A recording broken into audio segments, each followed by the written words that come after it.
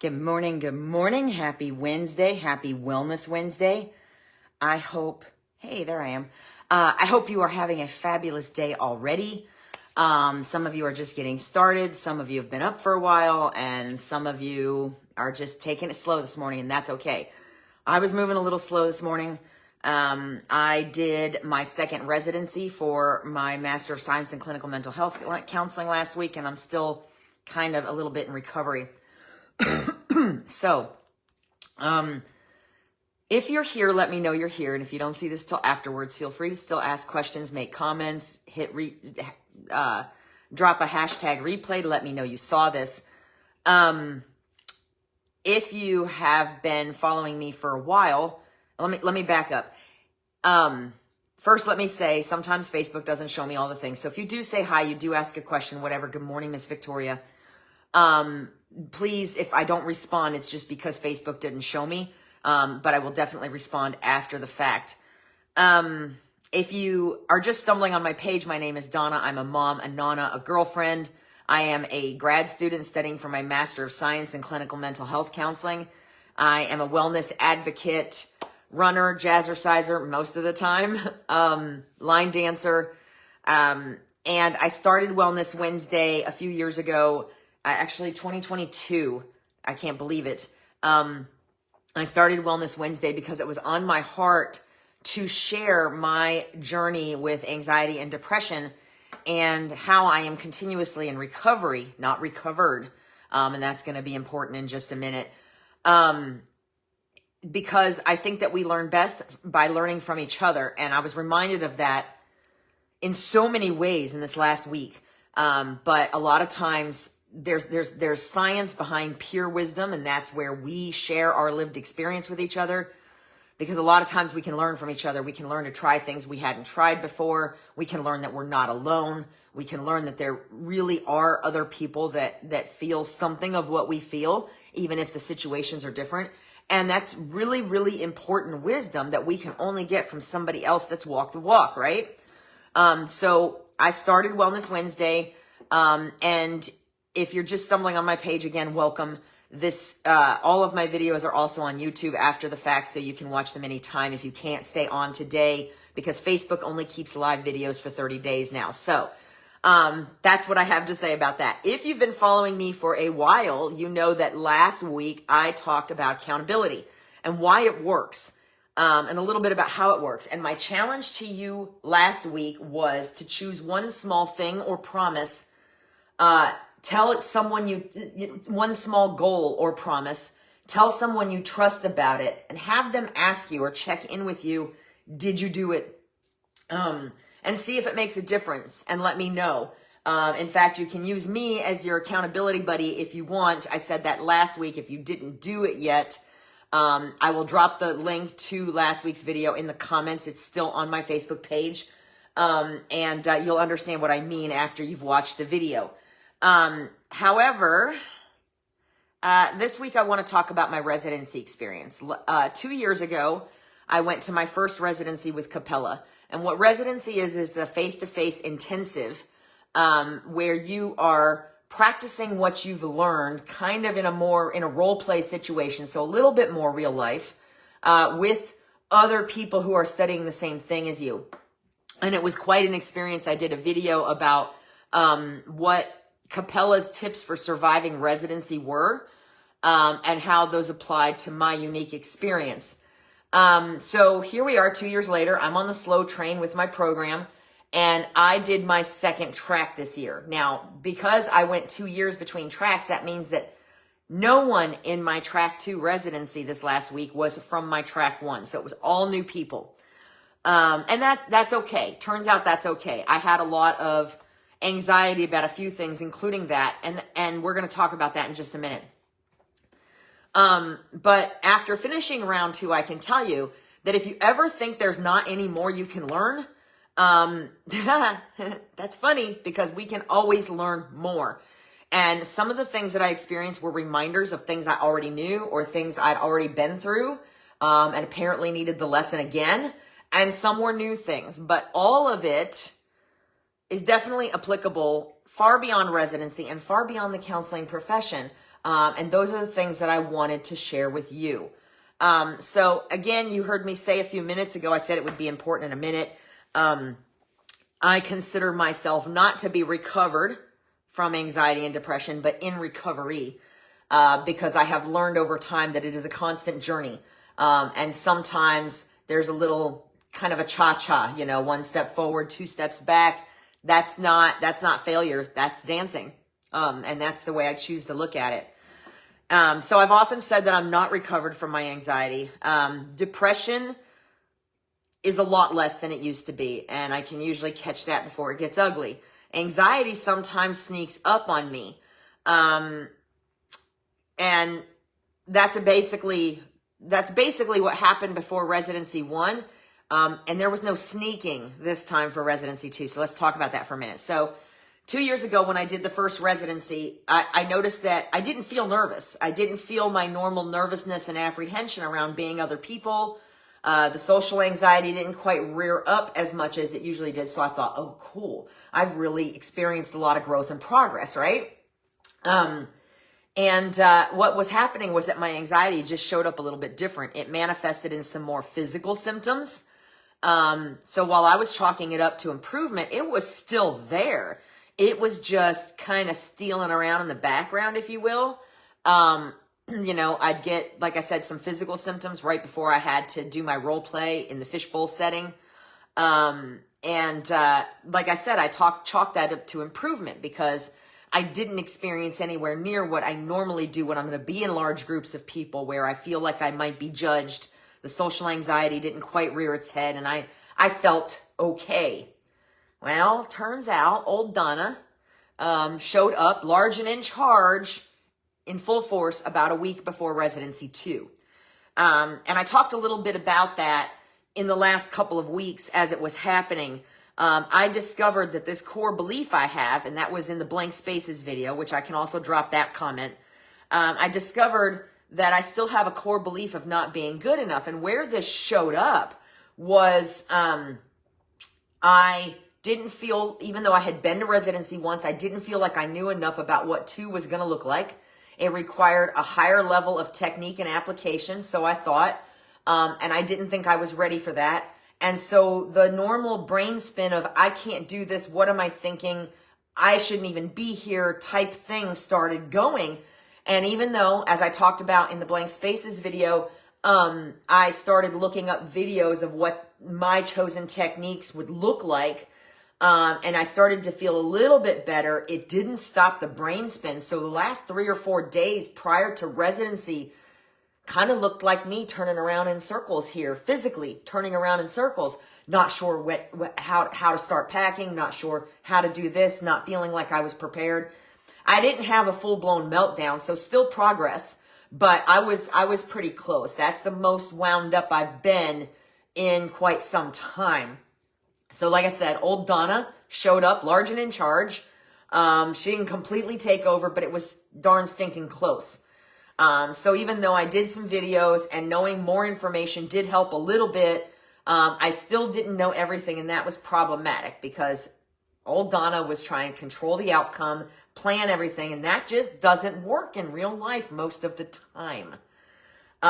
So track 1 was more of a I don't belong here type thing. What am I doing here? They're going to figure out I'm a fraud, where track 2 was more of a I don't know enough to pull this off.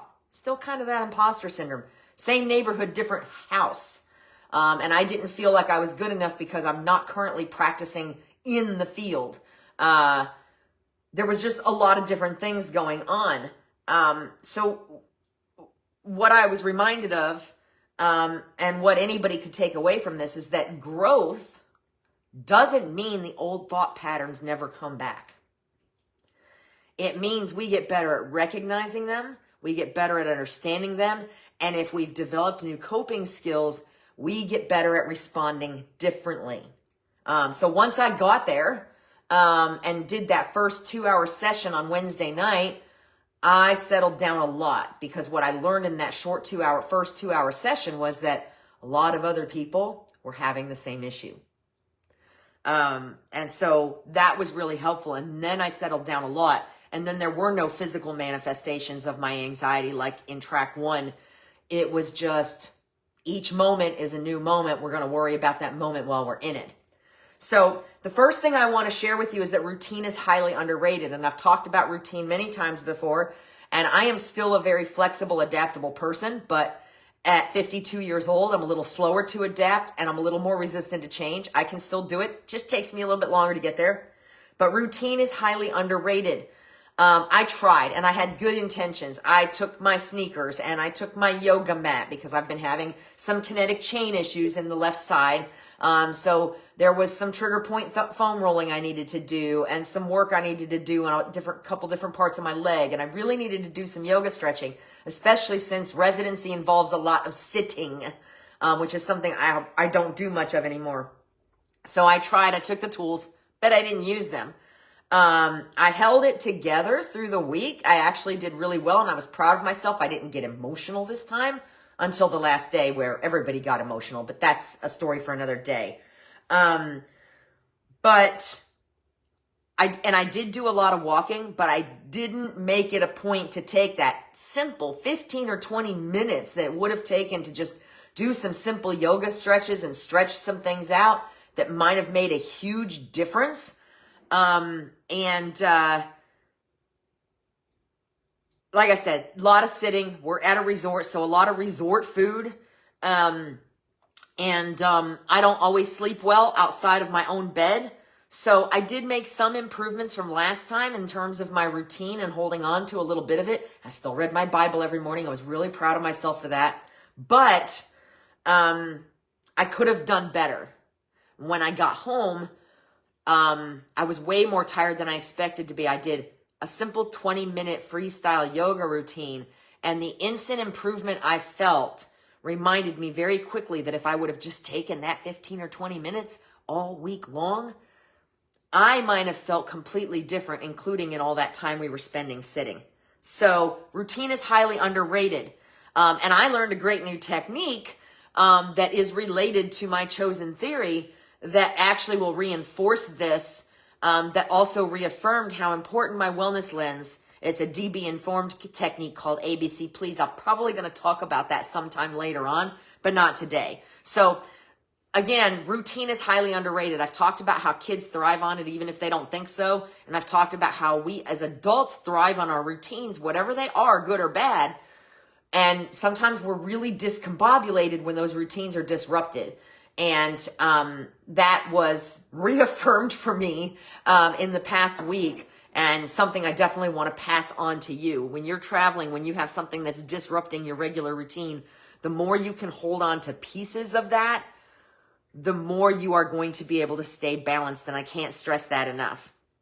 Another thing I learned / was reminded of this past week, was the importance of noticing things. So part of my wellness journey, part of when recovery and when my thinking really started to change for me was when I was studying for my bachelor's degree, and I studied something called mindfulness-based cognitive therapy.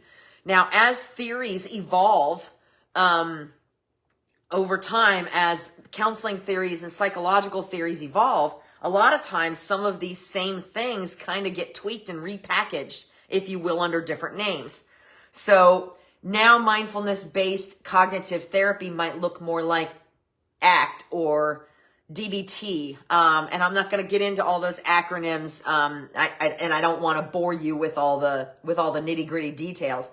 But essentially, in my first residency, one of Capella's recommendations for surviving residency was to pay attention to every moment, because every moment will teach you something. And it was in their recommendations this time too. And sometimes, even though I know that, I get moving so fast that I kind of get on autopilot and I forget to notice things. And when I first studied mindfulness-based cognitive therapy, and I'm sure I've mentioned this somewhere in a video, if I can find it, I'll put the link in the comments. What I learned was that and some of you may remember me talking about this, my first trip back to Michigan after 26 years to where I grew up, mindfulness-based cognitive therapy taught me to, this was back in like 2015, 2016, taught me to not assume that every thought that passed through my head was correct, to notice it and kind of continue focusing on whatever I was doing, return to paying attention, my breathing, whatever I was working on, to not give those thoughts the power to derail whatever I was doing, to not try to label them, to not be like, oh, why are you thinking like that? What does that thought mean? To not try to dissect it. And that's really, really important. And I had maybe, even though I know it and I kind of practice it a little bit, I may have needed this reinforcement. Because if I had this reinforcement, maybe old Donna wouldn't have been able to get her clutches on me so well before the second residency. So that mindfulness, that being aware, and that, noticing how you feel and what you're thinking, but not subscribing to it. Good morning, Miss Carla. Not subscribing to it, not hitting the button to just subscribe and not trying to dissect it. That became really important, especially since my instructor had a strong Gestalt, I've been saying that wrong my whole life, Gestalt background. And so in our check-ins in the mornings and different activities throughout the day, we did a lot of mindfulness practice that involved sitting there and breathing and noticing things, but not judging those things or ourselves, or just, continually bringing our minds back to what we were supposed to be focusing on, and just letting those thoughts kind of dismiss. He even told a story about, and I haven't dug into it, and I assume there's some truth to it. He even told a story about some brain studies, MRI, on monks who spend quite a bit of time throughout the day meditating, who something to do with brain ventricles or whatever.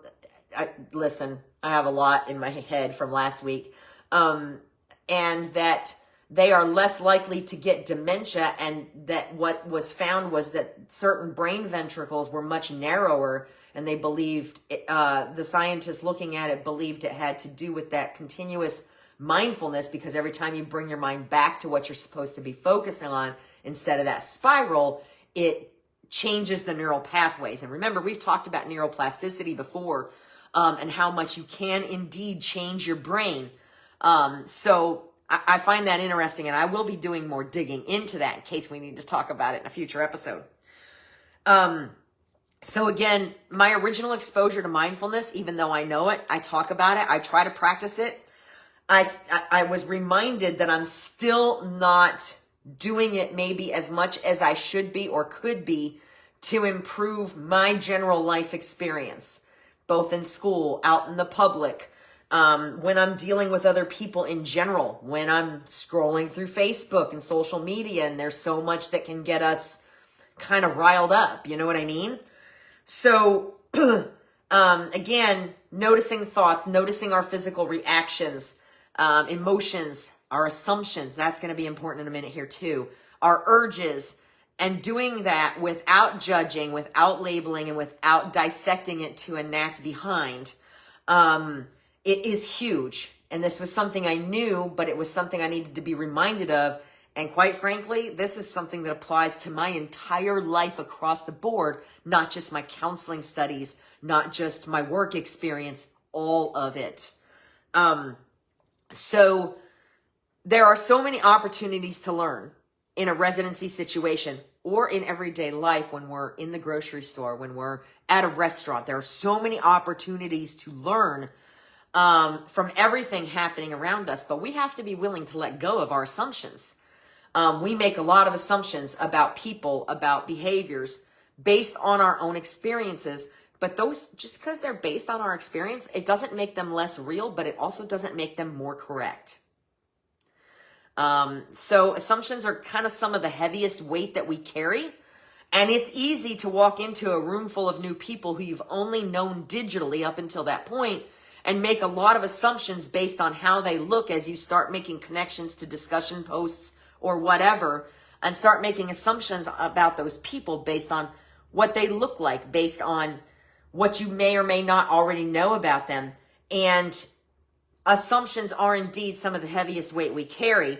And as I bonded with my cohort, with these 14 15 if you count the instructor, 15 other strangers, I realized that even as open as I try to be, I still make assumptions.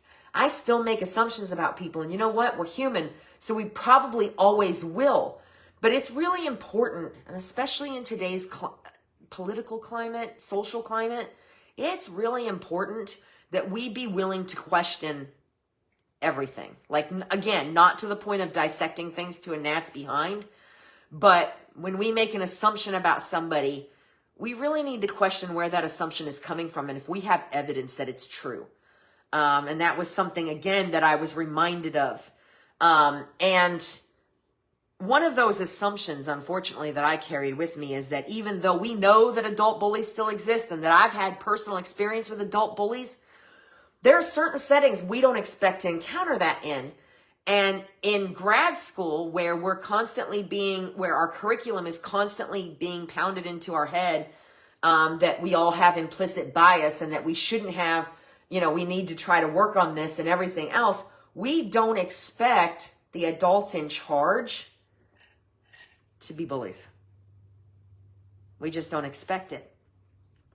And that's at least in a university setting. There may be other settings we don't expect it in. Maybe in a organized religion setting, maybe in a church. But adult bullies still exist everywhere. And sometimes, and that's an assumption that we should never make, is that that's a thing that people grow out of, or that's something we shouldn't have to encounter in this particular. Is it something we shouldn't have to encounter in some particular settings? Yes. But for us to walk in and assume it doesn't, is not okay.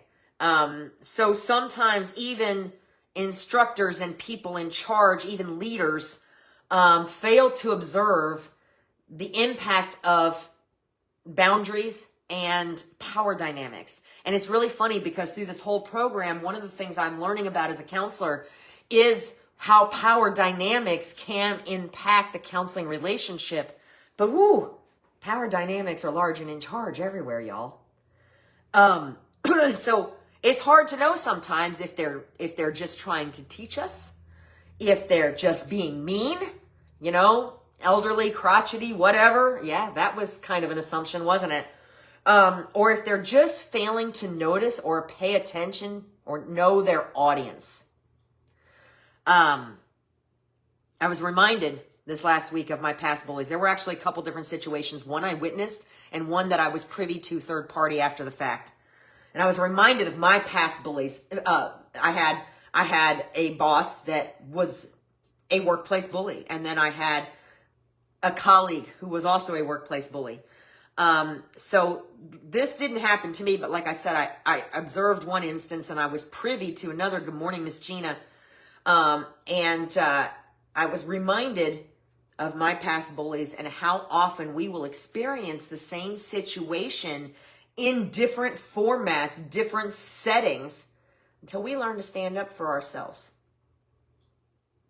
And I've talked a little bit about that before too, that I always allowed myself to kind of be verbally, emotionally beaten up in the name of being professional. And I encountered a person who was kind of doing that in this setting. They were not speaking up for something that they were not speaking up for something that was important, that they needed to, because they were trying to ignore it in the name of professionalism. And that can be really damaging sometimes. Miss Victoria, I can't read this whole thing. We all have implicit bias, whether we realize it or not. I agree, but I do think it's kind of narrowly beaten over our heads in the college setting. I'll read more of this and get back to you on that, because it sounds like you have some really good insight here through continuing education. So thank you for that. So it turns out that even in the helping profession, there are just as many bullies as anywhere else. And again, sometimes, and I've mentioned this before, we have to, not just today, but in previous, sometimes we find ourselves in the same situations until we learn the lesson that we need to learn. a lot of times that lesson is to stand up for ourselves in a human way, not by throwing punches, not by throwing words, but just to say, this is not acceptable, and I'm going to take the steps to try to protect myself and others from what's happening here. As usual, even as adults, we sometimes learn what not to do from other people. In fact, I find in my life, I have learned more about what not to do from others than I've learned about what to do from others. And teachers come in all forms and disguises. It's one of my favorite quotes by Dr. Elizabeth Kubler-Ross.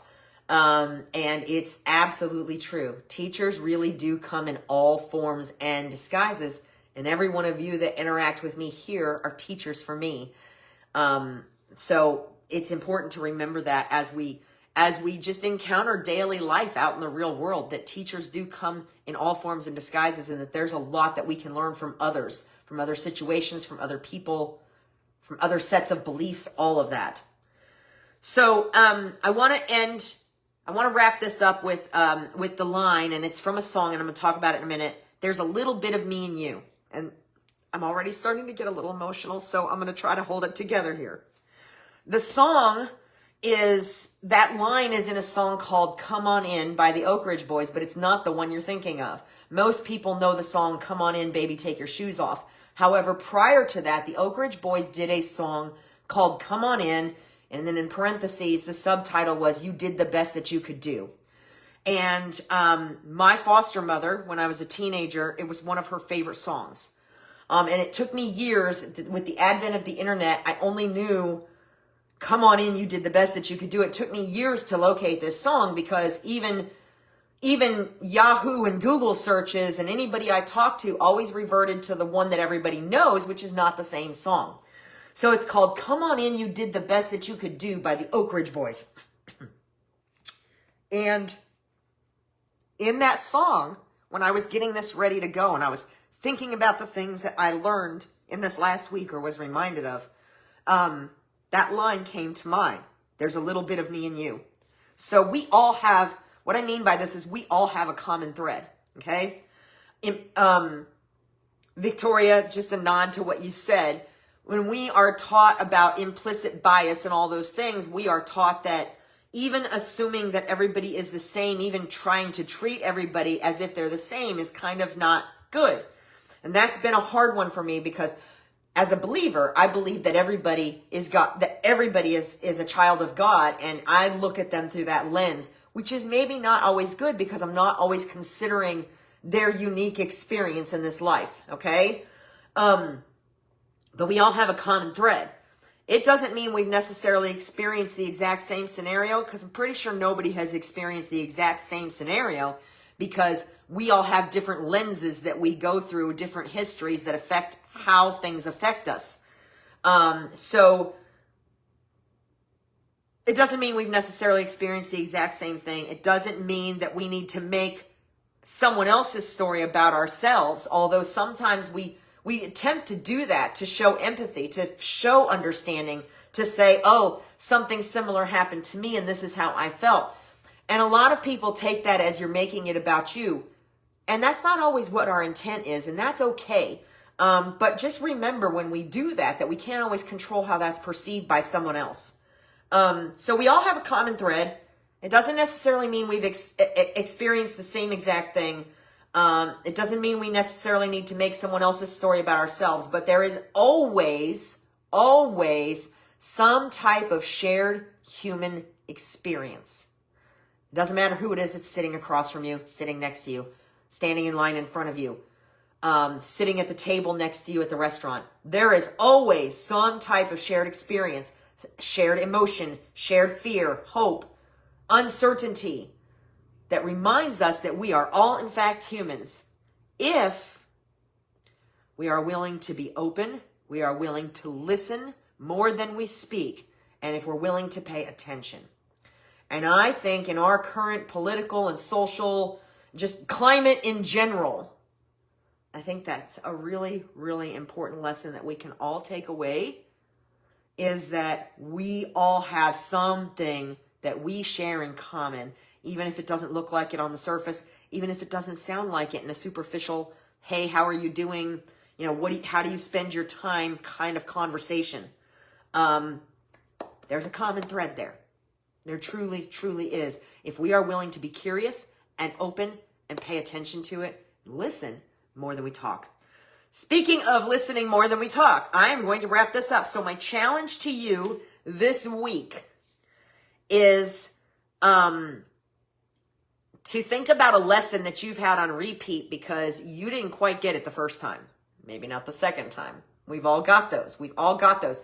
And that's why sometimes you hear me repeating myself on certain themes and certain topics in Wellness Wednesday, because just like kids in grade school, shout out to everybody that went back to school this week, including teachers and faculty.